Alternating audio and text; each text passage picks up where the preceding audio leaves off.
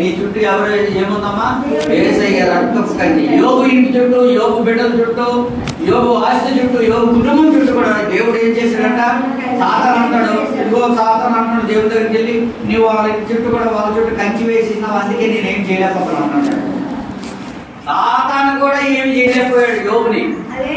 కారణం ఏంటో తెలుసా? దేవుడు కంచి వేసి. అలాగే దేవుడు మనందరి చుట్టూ, మన గృహాల చుట్టూ, మన పిల్లల చుట్టూ, మన కుటుంబాల చుట్టూ కూడా ఏం చేస్తాడమ్మా? అప్పుడప్పుడు చిన్న చిన్న కష్టాలు వస్తాయి, చిన్న చిన్న శ్రమలు వస్తాయి, చిన్న చిన్న ఇబ్బందులు వస్తాయి, అనారోగ్యాలు వస్తాయి. వాటిని చూసి మనం భయపడవలసిన అవసరమో లేదు. ప్రార్థన చేసుకోండి. హల్లెలూయా, దేవునికి స్తోత్రము కనుక దేవుడు బిడ్డలారా, నీకు ఇష్టమైన వాళ్ళు నువ్వు ప్రేమించడం కాదు, నీ పగవాడు మరి నీకు నచ్చిన వాళ్ళని మన వాళ్ళు ప్రేమించడం కాదు, కానీ పగవాడిని కూడా ఏం చేయాలంట? వాడు ఆకలి కొంటే ఏం పెట్టమంటాడు దేవుడి వాక్యంలో? నీ పగవాడు ఆకలి కొంటే ఏం పెట్టాలమ్మా? ఒక దగ్గర ఉంది రోమపత్రికలో ఆహారం పెట్టాలండి. ఇక్కడ ఏం పెట్టాలమ్మా? భోజనం పెట్టు, భోజనం పెట్టు. దేవుడి రోమపత్రిక ఇప్పుడు చదువుకున్నాం. మనం చదువుకున్నట్టుగా రోమ 12:20 నీ శత్రు ఆకలి కొంటే ఆహారం పెట్టు, వాడు దాహం కొంటే దాహం తీర్చు. మత్తయి 5:44 ఉంది, నీ శత్రువులు కూడా ఏం చేయాలంట? ప్రేమించు. శత్రువులు కూడా ఏం చేయాలంటమ్మా? దేవుడారా, యేసు ప్రభువు ప్రేమించాడు. అందుకే మనం పాడుతున్న ఆరాధన మన వలె ఆయన మారిపోయి ఆయన వలె మనలను మార్చాడు. అలా మారినప్పుడే మనం ఏదైనా ఇలాంటి పనులు చేయగలం. లేదంటే పాస్టర్ గారు అది నా వల్ల కాదండి, నా వల్లగా మీరు ఇన్ని చెప్పండి, నేను మాత్రము ఎలాగైనా ఎప్పటికైనా రిమాంజ్ తీర్చుకోవాలా. అలా ఎప్పటికైనా పగ తీరాలంటే తీరకపోతే మాత్రం నాకు మనసు నిద్ర పడదండి పాస్టర్. నేను పడుకోలేదండి, అసలు తిండి తినలేదు, పడుకోలేదు. ఏం చేయాలంట? పగ తీరాలి. ఆ తీరేసుకోవాలి. పగ ఉందంటే ఎప్పుడు పుల్లు అంటమ్మా, మత్సరము పగ. మనలో పగ ఉందనుకోండి, మత్సరం ఉందనుకోండి, అది ఎముకలు ఏం చేస్తాయంట? లేనిపోయిన అనారోగ్యాలు తీసుకొస్తాయి. మనం కాదు పగ తీసుకోండి, అది దేవుడి చేతిలో పెట్టండి. అది ఎవరున్నారో నీ చేతుల్లో, ఎవరున్నారో పగ వాళ్ళు, అది నీ మీద ఎంత కీడు చేస్తున్నారో అది దేవుడికి అప్పగించండి. పగ తీసుకోవడం నా పని అని చెప్పాడు. అర్థమైందమ్మా? కనుక ఇప్పుడు దేనికి సూచనగా సంకేతంగా ఉన్నాయమ్మా? తీర్పుకు సంకేతంగా ఉన్నాయి. పాత నిబంధనలో వెంటనే దేవుడు తీర్పు తీర్చేసేవాడు. ఇప్పుడు పంపించి దుమ్మగుమారు మీద ఇచ్చారా లేదమ్మా? ఐగుప్తు దేశంలో ఇశ్రాయేలు ఉండేటప్పుడు వెంటనే దేవుడు తీర్పు తెచ్చేవాడా లేదా? అర్థాలు చేయడం కాదు, తీర్పులు కూడా చెప్పాలంటే ఇదిగో మళ్ళా ఆయన వచ్చేటప్పుడు కూడా అనేకమైన తీర్పులు, నిప్పులు కుంపటేస్తాడు ఈ భూమి మీద. ఈ బిల్డింగ్లు ఏవి ఉండవు, ఈ గోడ వరకు నీళ్ళు ఉండవు, పాత్రలు ఉండవు, పంక్తిళ్ళు వచ్చేది. 20 ప్రకటనలో ఉన్నది 19 అనుకుంటా, క్రొత్త ఆకాశము క్రొత్త భూమి వచ్చేస్తుంది. అప్పుడు యుగ యుగాలు పరిపాలన చేసి దేవుడు రాబోతున్నాడు. ఇది మనకున్న నిరీక్షణ అండి. ఇది నిరీక్షణ ఎవరికి లేదు. కొంతమంది అంటారు వాళ్ళు చేసిన బట్టి ఎప్పుడు కూడా లైఫ్ లాంగ్ కూడా ఏం చేయాలా?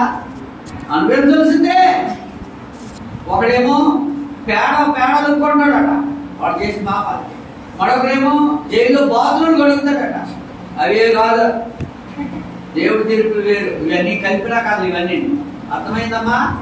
కలపన. ఒకడేమో తోటకూరలో మొక్కలా మొలిచేస్తాడట, ఇంకొకడేమో కోడిలో పడతాడంటే కాగిలో పడతాడట. ఇవన్నీ కలపనా కాదు. అర్థమైందా? తోటకూర, గోంగూరలు ఇవి విధమైన పుట్టరు. దేవుడు తీర్పు తీరుస్తాడు. రక్షించబడిన వారు పరలోకానికి వెళ్తారు, నిత్య రాజ్యానికి వెళ్తారు. రక్షణ పొందుకోలేని వారు నిత్య నరకములోకి పడతారు. ఏర్పడతారమ్మా? దుష్టులందరూ దుర్మార్గులందరూ నిత్య నరకంలోకి వెళ్ళిపోతారు.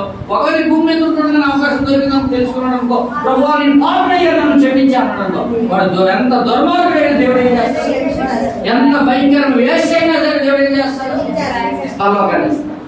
ఈ భూమి మీద బతుకుంటుండగానే లేదు, బ్రతుకుంటుండగా ఇంకా నాకు అవసరం లేదు, ఈ మార్గం నాకు అక్కర్లేదు అనుకుంటే నిత్య నరకమే ఒక మార్గం అయిపోతుంది. అంటామని చెప్పలేదు. అంతే తప్ప తోటకూర, గోంగూర, బాచకూర, ఏ కూరమ్మా ఈ కూరలే లేవు, ఇంకా అవే ఉండవు. మెంతుకూర అవి ఉండవు. ఇంకా కూర రూపాయలు కోళ్ళు కూడా అప్పుడప్పుడు అంటారు కదా మా తాత వచ్చాడు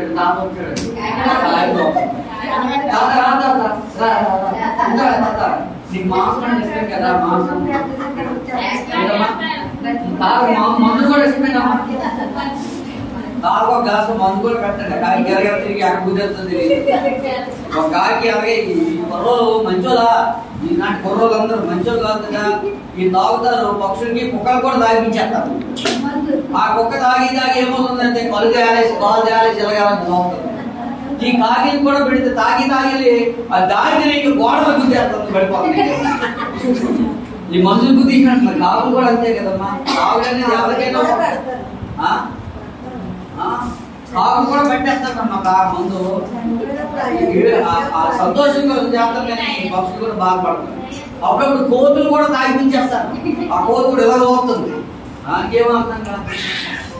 చూడండి కదమ్మా, తాగుతారమ్మా, తాగుతారా? తాగప్పుడు వచ్చింది కాకులు అవుతారా, పావురాలు అవుతారా, పక్షులు అవుతారా? ఏం పెట్టారా? లేదండి. మనిషికి రెండు మరణం. ఒకటి శరీర మరణము, రెండోది ఆత్మీయ మరణం. ఒకటి శారీరకంగా చచ్చిపోతే అందరూ చచ్చిపోతారు. డాక్టర్ చచ్చిపోతారు, కలెక్టర్ చచ్చిపోతారు, మినిస్టర్ చచ్చిపోతారు, సమాజం చేయబడతారు. కానీ రక్షించబడిన వారే తిరిగి మరలా ఏమవుతారమ్మా? అందరూ లేపడతారు, తీర్పు ఉంటుంది. రక్షించబడిన వారు అందరూ నిత్య రాజ్యానికి పరలోకానికి వెళ్తారు. రక్షణ లేని వారు నిత్య నరకములో. కానీ రక్షించబడిన వారు ఆత్మలో పరదేశికి వెళ్తాయి. రక్షణ పొందుకోలేని వారు ఆత్మలో పాతాళంలో భాగం ఉంది. అది కటికి పిలాము చీకటి. పరదేశంలో వెలుగుంటుంది, కటికి పిలాము చీకటిలో అక్కడ వెలుగుంట చీకటే ఉంటుంది. అక్కడ ఉంటాయి రక్షణ పొందుకోలేని వారు. ఆ తర్వాత దేవుడు వస్తాడు, పిలుస్తాడు. గొర్రెల్ని మేకల్ని వేరు చేసినట్లుగా వేరు చేసి ఎవరు ఎక్కడికి వెళ్ళాలో దేవుడే నిర్ణయిస్తాడు.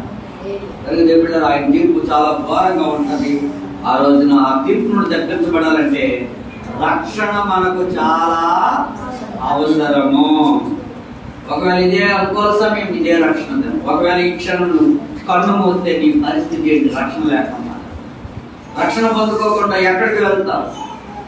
ఎన్ని వాక్యాలు విన్నాము, ఎన్ని పాటలు పాడుతున్నాము, ఎన్నిసార్లు దేవుడి మందిరానికి వస్తున్నాం. రక్షణ పొందుకోకుండా మన జీవితం ముగిస్తే మన పరిస్థితి కనుక దేవుడి విశ్వాసం ఉంచండి, రక్షణ పొందుకోండి.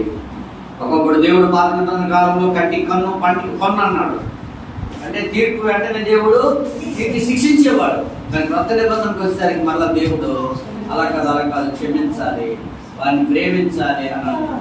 ఇదైతే మాత్రం బాగుంది. అదే బాగుంది కదమ్మా, అదే బాగుంది కదా. మనకి ఏది బాగుందమ్మా? ఏమైనా వచ్చి తిప్పిందనుకో మన నోరు కంట్రోల్లో ఉంటుంది.